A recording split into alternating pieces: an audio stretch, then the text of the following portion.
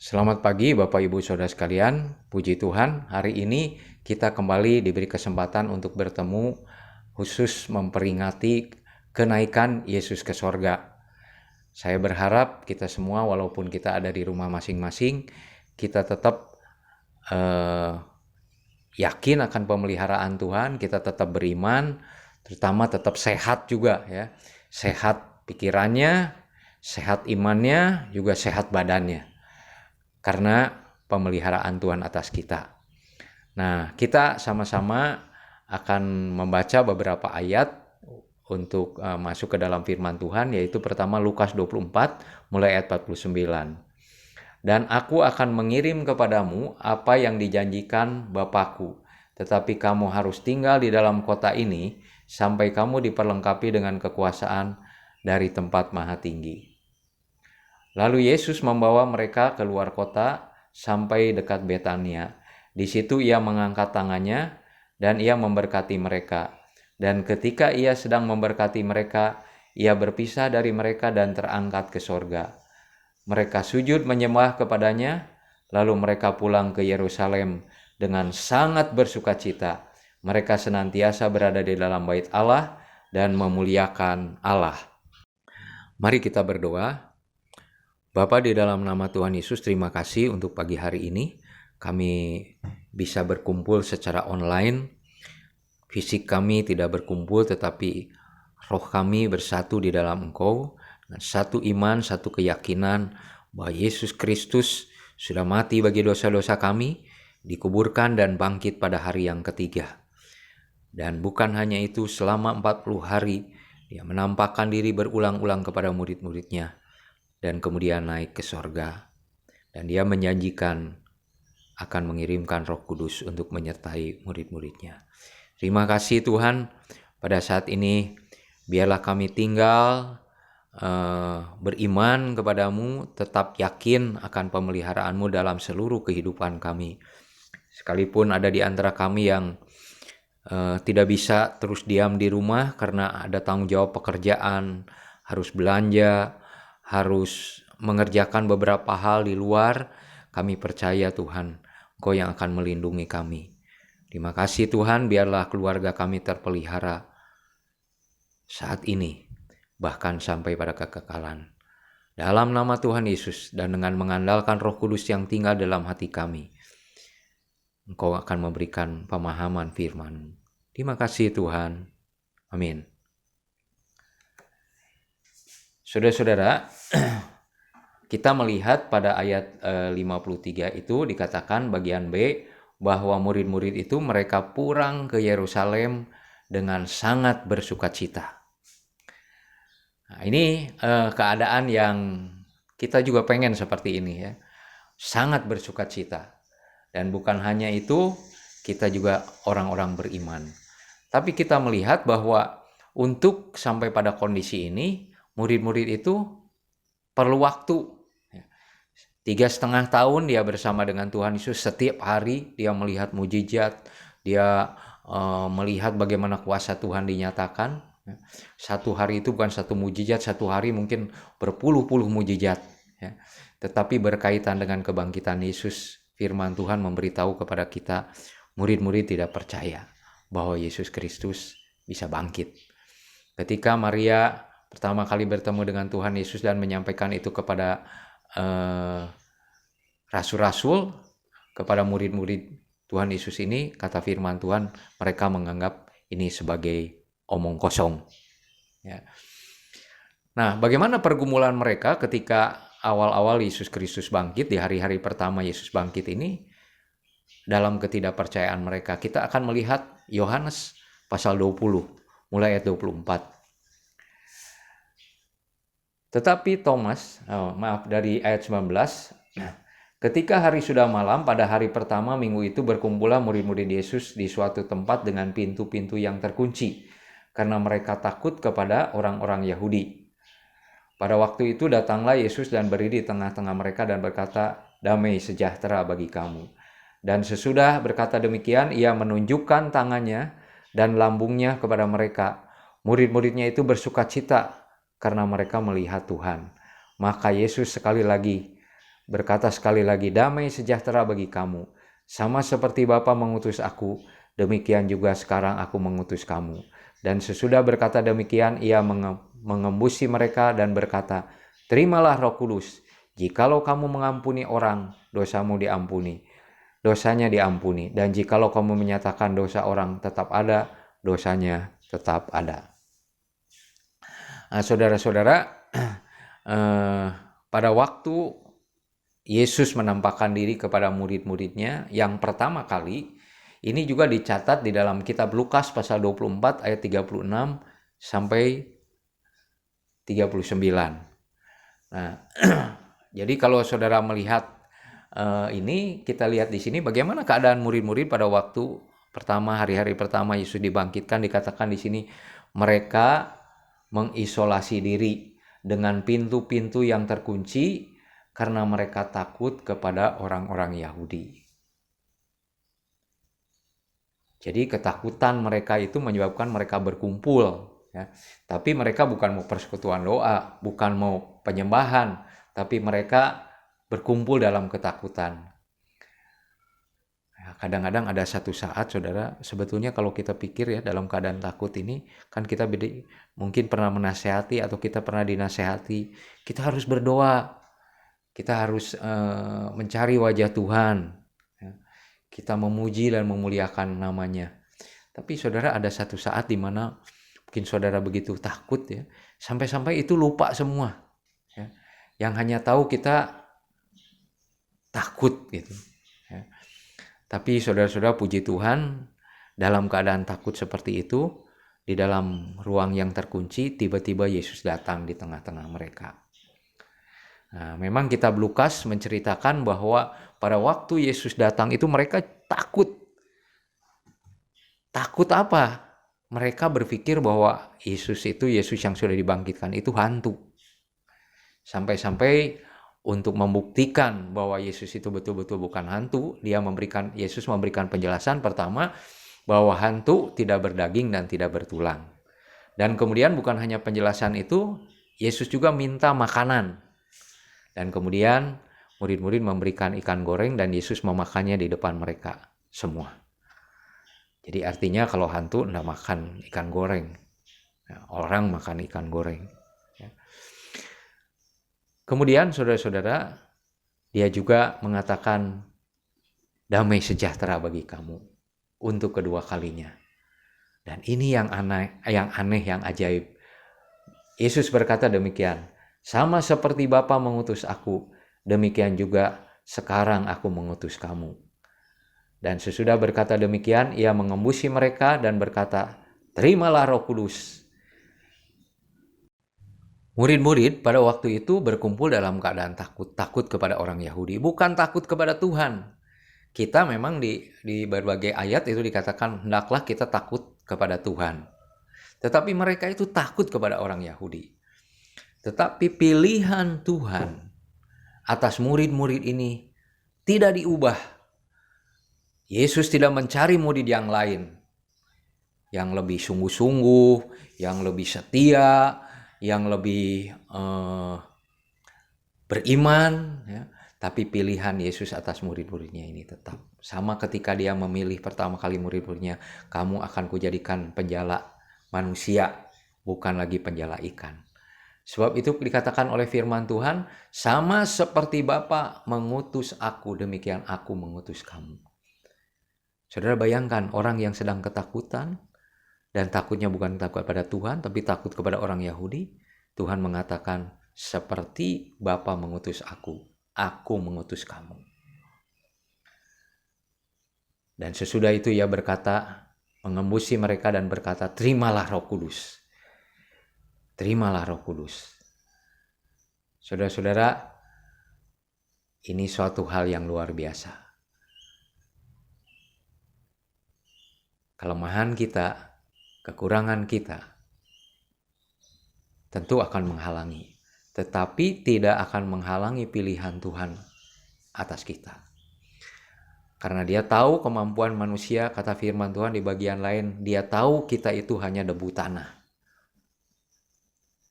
Bagaimana mungkin kita bisa melakukan apa yang sempurna itu? Dan kemudian Yesus Kristus yang sudah melakukannya bagi kita.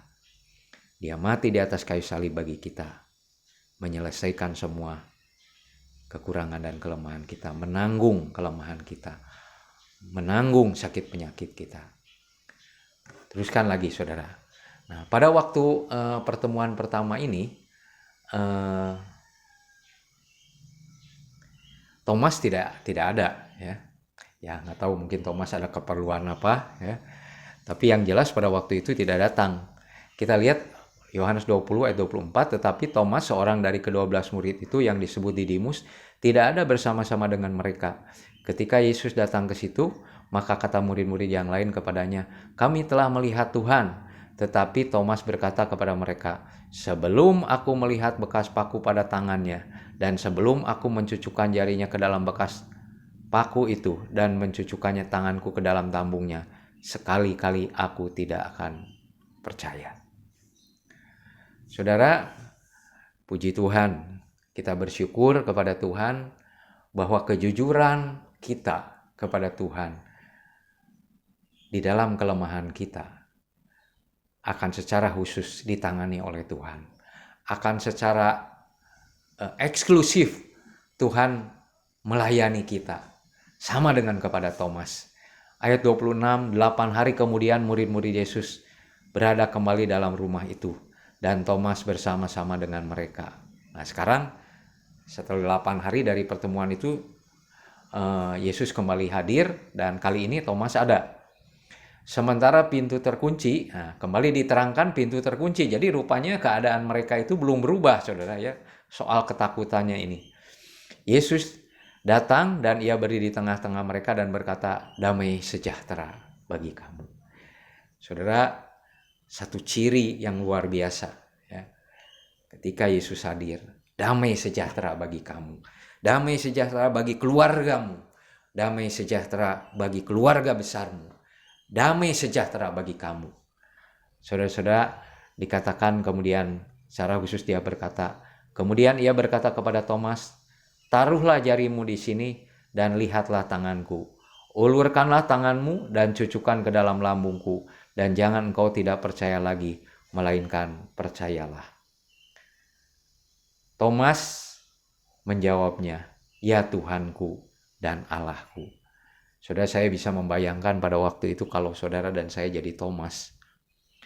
Yesus betul-betul datang, menjawab keraguan kita, menjawab ketidakpercayaan kita secara eksklusif.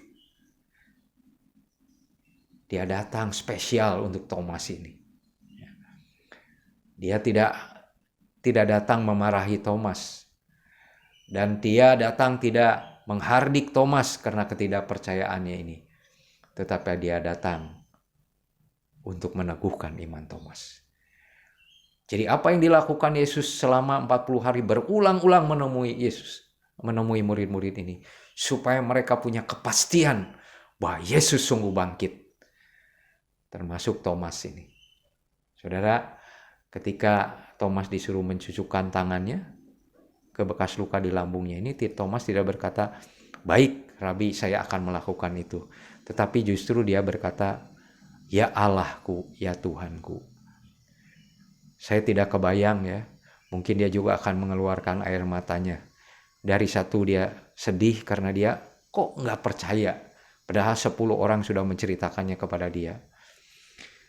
Mungkin dia juga terharu betapa baiknya, betapa pedulinya Tuhan kepada dia. Dan Tuhan meneruskan perkataan ini kepada Thomas. Kata Yesus kepadanya, "Karena engkau telah melihat aku, maka engkau percaya." Nah, sekarang saudara ada kalimat berikutnya untuk kita yang hidup di zaman sekarang ini. Berbahagialah mereka yang tidak melihat namun percaya. Berbahagialah mereka yang tidak melihat namun percaya. Berarti saudara dan saya tidak melihat kita kebangkitan Tuhan Yesus. Kita termasuk orang yang berbahagia. Mengapa? Karena kita tidak melihat namun percaya. Kita tidak melihat namun percaya. Firman Tuhan mengatakan di bagian lain, kita itu hidup oleh iman, bukan oleh apa yang kita lihat, bukan oleh apa yang kita buktikan. Kita hidup dari iman kita. Saudara-saudara, kita teruskan. Itu adalah pertemuan yang kedua. Nah, kalau kita melihat yang berikutnya, pertemuan yang ketiga. Ada banyak pertemuan, tapi saya spesial hanya atau khusus menceritakan 3 pertemuan ini saja yang ditulis dalam kitab Yohanes. Di dalam kitab Yohanes pasal 20 ayat 1 sampai 14, kita melihat satu perikop Yesus menampakkan diri kepada murid-muridnya di pantai Danau Tiberias. Kemudian Yesus menampakkan diri lagi kepada murid-muridnya di pantai Danau Tiberias dan ia menampakkan diri sebagai berikut. Nah, kemudian kita melihat di sana murid-murid pada waktu itu semalam-malaman mereka mencari ikan tetapi tidak mendapatkan. Jadi sekarang ada pergeseran yang lebih baik ya kepada mental mereka, kepada kejiwaan mereka, yaitu pada waktu 2 pertemuan itu mereka selalu ada di dalam ruang yang terkunci karena ketakutan. Sekarang yang ketiga ini mereka sudah berubah, mereka ada di pantai Tiberias. Tapi mereka bukan untuk menginjil, mereka bukan untuk meneruskan misi dari Tuhan Yesus, tetapi mereka kembali kepada pekerjaan semula, yaitu menjadi penjala ikan. Kembali lagi saudara, pengharapan buat kita dari kisah ini, Yesus mendatangi mereka. Dan ketika mereka semalam-malaman tidak mendapatkan ikan, Yesus tidak berkata kepada murid-muridnya ini dari tepi pantai, dia berkata begini, ya rasain, kalau kamu tidak percaya itu akibatnya, tidak dapat apa-apa, hidup sia-sia. Ya. Tetapi dia tidak berkata seperti itu. Dia berkata, tebarkan jalamu. Ya, tebarkan jalamu. Ayat 6, maka kata Yesus kepada mereka, tebarkanlah jalamu di sebelah kanan perahu, maka kamu akan memperoleh. Lalu mereka menebarkannya dan mereka tidak dapat menariknya lagi karena banyaknya ikan. Maka murid-murid yang dikasihi Yesus itu berkata kepada Petrus, itu Tuhan.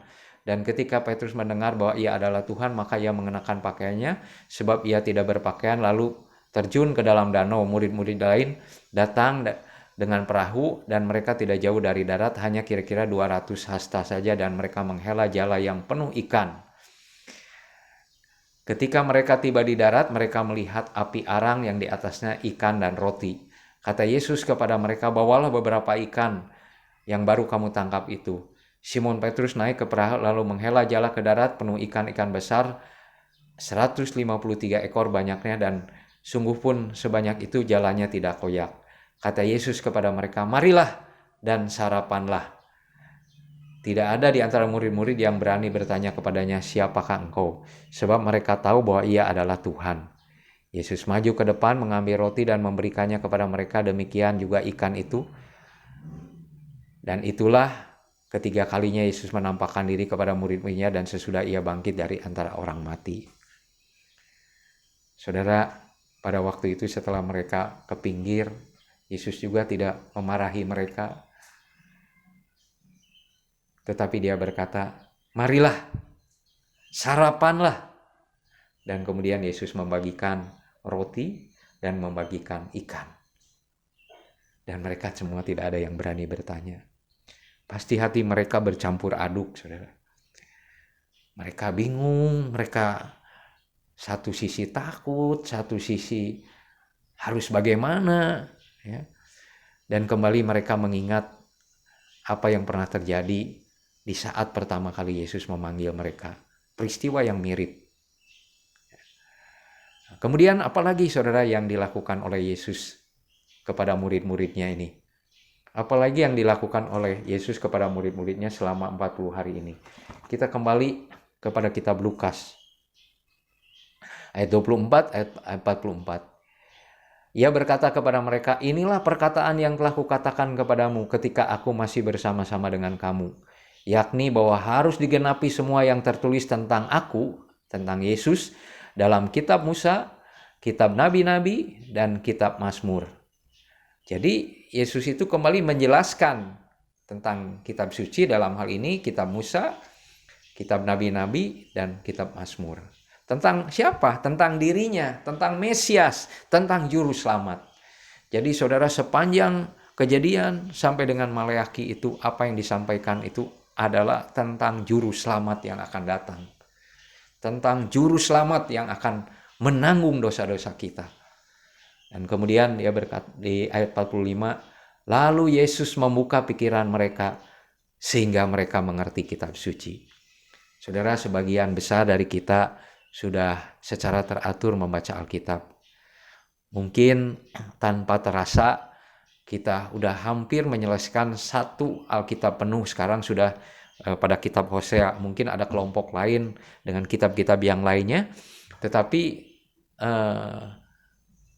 udah hampir selesai dengan kitab Hosea ini. Dan kemudian kita akan menyelesaikan sampai pada kitab Maleakhi. Berarti di tahun ini kita akan menyelesaikan satu kali pembacaan Alkitab. Tapi ada satu pertanyaan, mengertikah kita? Ya. Nah, saudara, kalau saudara tidak mengerti, jangan berhenti membaca. Tetapi mintalah kepada Tuhan Yesus. Lalu Yesus membuka pikiran mereka sehingga mereka mengerti kitab suci. Kepandaian saudara tidak cukup. Sekolah saudara tidak cukup untuk bisa memahami firman Tuhan. Tetapi pewahyuan dari Allah, penyataan dari Allah, itulah yang membuat kita mengerti firman Tuhan. Seperti Thomas berkata, ya Tuhanku, ya Allahku. Saudara-saudara, kemudian yang berikutnya juga, Tuhan Yesus juga berjanji kepada murid-muridnya, berkata demikian, dan aku akan mengirim kepadamu apa yang dijanjikan Bapakku. Jadi yang pertama, saudara-saudara, Yesus menjelaskan kembali firman Tuhan. Dia tidak berkhotbah dengan khotbah tema yang baru. Tetapi dia khotbah, dia memberikan penjelasan kembali tentang Mesias, tentang Juru Selamat. Saudara-saudara, berita tentang Tuhan Yesus sangat penting, utama dalam kehidupan kita. Sebab itu kalau saudara dan saya diberi kesempatan untuk menceritakan sesuatu dalam waktu yang singkat dan pendek, saya pikir sangat bijaksana kalau kita menceritakan Tuhan Yesus kepada orang-orang yang kita kenal. Karena dialah satu-satunya harapan buat setiap manusia untuk diselamatkan, untuk memperoleh hidup yang kekal, untuk supaya namanya tertulis dalam kitab kehidupan, dan memperoleh semua janji-janji yang Tuhan berikan kepada kita. Saudara-saudara, kemudian kita melihat bahwa murid-murid itu dikatakan dia kembali ke Yerusalem dengan sangat bersukacita. Waktu Yesus meninggalkan mereka ketika akan terangkat ke sorga, dia mengangkat tangannya dan memberkati mereka. Dia tidak kasih uang saku, dia tidak kasih mujizat baru, tetapi dia memberkati. Berkat Tuhanlah yang membuat orang-orang itu menjadi percaya kepadanya dengan sepenuh hati. Saudara-saudara, kita akan melihat nanti kisah-kisah selanjutnya setelah mereka mengalami ini. Mereka betul-betul tidak lagi menjadi orang yang takut.